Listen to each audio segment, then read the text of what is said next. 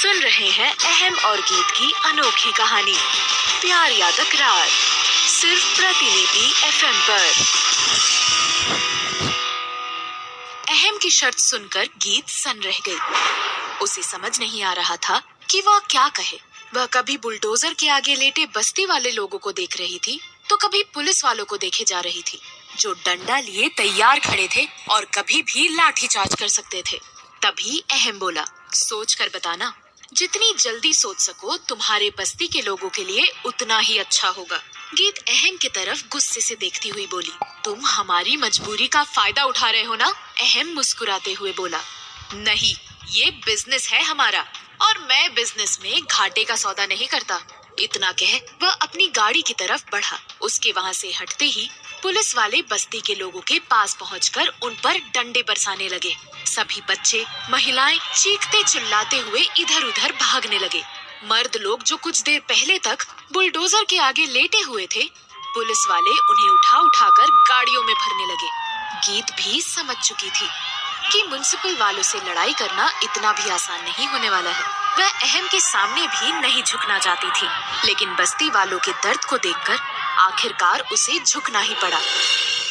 अहम अपनी गाड़ी में बैठा था कि गीत उसके पास पहुंची और बोली, मुझे मंजूर है तुम्हारी शर्त, अब बंद करवाओ सब कुछ, मुझसे नहीं देखा जाता अब।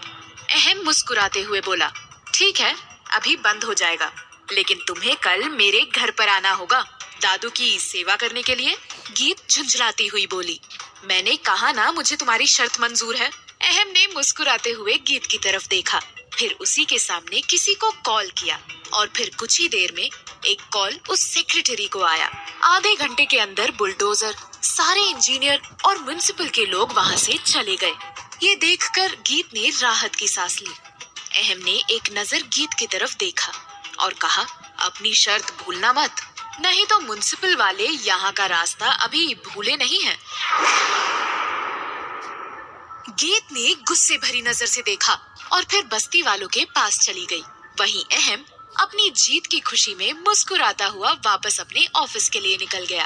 तभी बिट्टू की माँ जूली गीत के पास आई और आश्चर्य से बोली, अभी तुमसे जो बात कर रहा था वो अहम कपूर था ना, कपूर इंडस्ट्रीज का मालिक? हाँ मासी, वही था। वो यहाँ क्या करने आया था? उसी के कहने पर ये म्युनिसिपल वाले बस्ती को छोड़कर गए। अच्छा, ये बिजनेसमैन लोग इतने बड़े दिल वाले कब से बन गए कि वो सिर्फ हमारी बस्ती बचाने के लिए यहाँ आया था? कहीं ये गीत उनकी बात काटती हुई बोली, नहीं मासी, वो हमसे शर्त लेने आया था। जूली हैरान होती हुई बोली, शर्त? कैसी शर्त?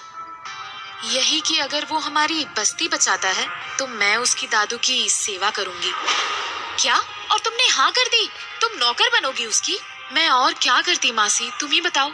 हमारी आंखों के सामने हमारा घर उजाड़ा जा रहा था, बच्चे रो रहे थे, क्या करती मैं? मुझे उस समय उसकी शर्त सही लगी। उसने मेरी मजबूरी का फायदा उठाया, लेकिन मैं सिर्फ एक शर्त के लिए अपनी बस्ती वाले लोगों को तबाह होते हुए तो नहीं देख सकती थी ना मासी। जूली थोड़ी नर्म होती हुई बोली, नहीं बेटा, तुमने जो किया बस्ती वालों के लिए किया, मैं उसके लिए तुम्हें दोष नहीं दे रही हूँ, लेकिन अहम कपूर अच्छा आदमी नहीं है।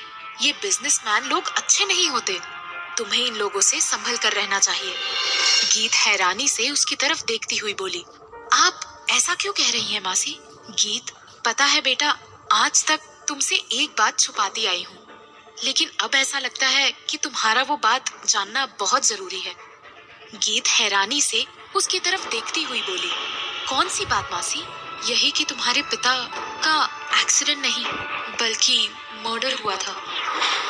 गीत एकदम से चौंकती हुई बोली, क्या? ये आप क्या कह रही हैं मासी? ये सच नहीं हो सकता। यही सच है बेटा, तुम्हारे डैड का मर्डर हुआ था, इसीलिए मैं चाहती हूँ कि तुम अहम और उसके परिवार से दूर रहो। अच्छे लोग नहीं है वो। शर्त ही तो है, कह देना तुम उनकी शर्त पूरी नहीं कर सकती हो।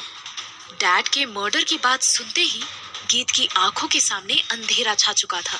उसकी आंखों में से आंसू आने लगे थे, लेकिन उन आंसुओं को वह कब का पोंछ चुकी थी और अब उन्हें वापस नहीं आने देना चाहती थी।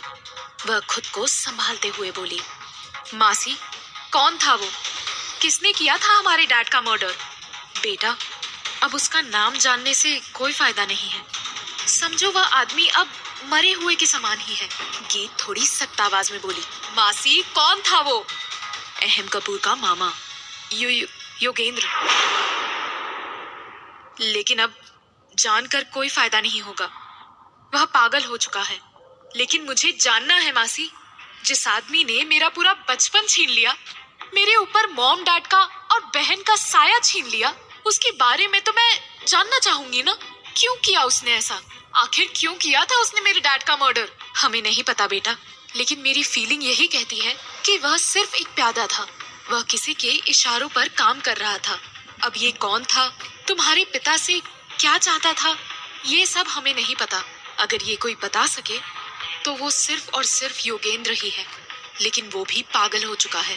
गीत दृढ़ निश्चय करते हुए बोली। अगर वो पागल है तो उसे ठीक होना होगा। मैं जान कर रहूंगी कि मेरे डैड का मर्डर आखिर क्यों किया उसने और कौन था उसके पीछे। सब जानना है मुझे मासी, मुझे सब जानना है। जूली डरती हुई बोली। नहीं बेटा, बहुत खतरनाक लोग हैं वो। मैंने तुम्हें इसीलिए बताया ताकि तुम उनसे दूर रह सको। अगर वो तुम्हारे पिता को मार सकते हैं तो तुम्हें भी हानि पहुंचा सकते हैं। वहां मत जाना बेटा। नहीं मासी, अब मैं पीछे नहीं हट सकती। मैंने तो पहले सिर्फ शर्त निभाने के लिए अहम कपूर के घर जाने का सोचा, लेकिन अब मेरा वहां जाना एक मकसद होगा। डैड के मर्डर के पीछे कौन कौन था उसका पता करना। अगर पता लगा भी लिया तो क्या करोगी? तुम उन लोगों से नहीं लड़ सकती। मैं वो करूंगी जो उन्होंने कभी अपने सपने में भी नहीं सोचा होगा। बर्बाद कर दूंगी उन्हें। वो गीत का वो रूप देखेंगे जो अब तक किसी ने नहीं देखा होगा। जूली भी अब तक समझ चुकी थी कि उसने सच बताकर गलती कर दी है।